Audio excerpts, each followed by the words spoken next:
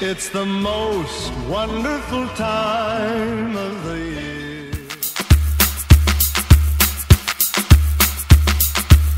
Bate forte tambor, galera!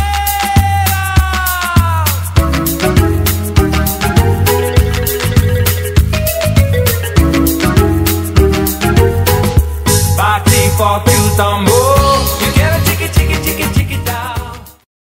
Asti de crise de tabarnak, asti de calice de vierge. Je pense qu'une bouteille de vin ce soir, ça sera pas assez.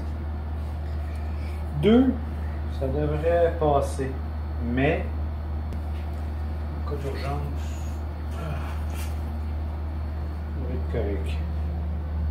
On n'a pas le choix, chérie, de faire une vidéo. On a dit qu'on faisait une vidéo par jour. Bonsoir, bonsoir.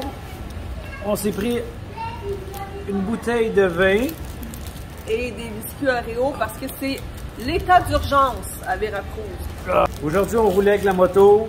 Tout allait bien, il faisait beau, il faisait 30 degrés. Et à un moment donné, j'ai commencé à accélérer en sortant d'un topé ou je sais pas quoi.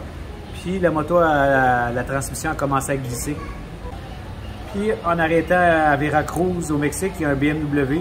Il y en a genre 3 au Mexique. Puis ça a donné qu'il est dans la ville où on est.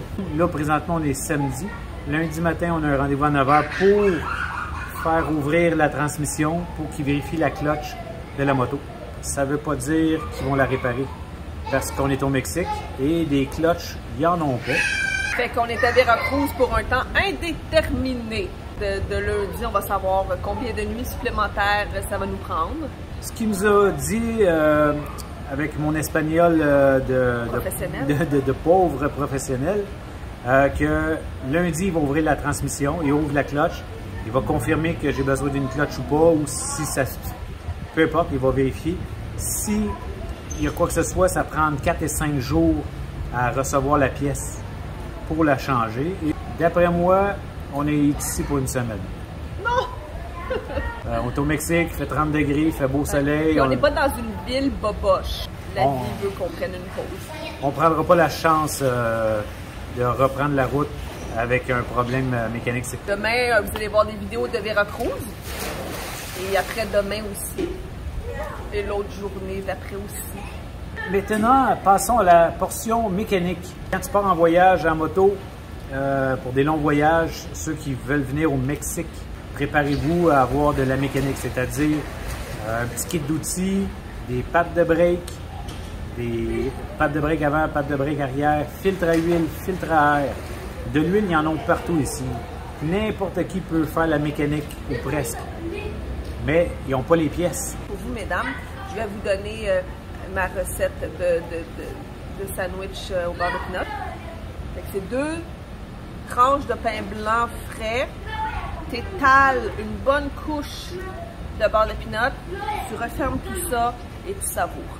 J'endure ça à longueur de journée dans mon casque. Ceux qui veulent venir au Mexique à moto, ce que je peux, avec l'expérience que j'ai, je n'ai pas énormément, mais on n'est pas aux États-Unis. Ceux qui ont des remorques, tu peux venir ici avec un Goldwyn, un Harley Davidson, un Honda ST, peu importe la moto avec laquelle tu vas venir au Mexique, ça se fait très bien. Par contre, je ne le ferai pas avec une remorque à l'arrière. Et là, pourquoi le stationnement?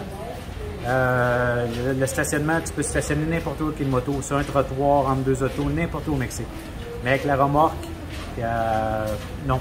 Puis, toutes les topées, les dos d'angle, on en passe entre 100 et 190, 200 et plus par jour. Avec la remorque, c'est pénible. Puis, les routes, souvent, il faut que tu évites des obstacles. Une vache, un âne, un bœuf, une poule, un serpent. Il y a beaucoup de choses sur la route. Les trous, les carcasses de pneus, les véhicules qui sortent de nulle part. Fait que la remorque, je ne viendrai pas qu'une remorque, mais avec n'importe quelle moto, le Mexique, ça se fait très bien. Moi, je conseille surtout le voyage tout inclus ou la croisière. Airbnb, rester chez eux.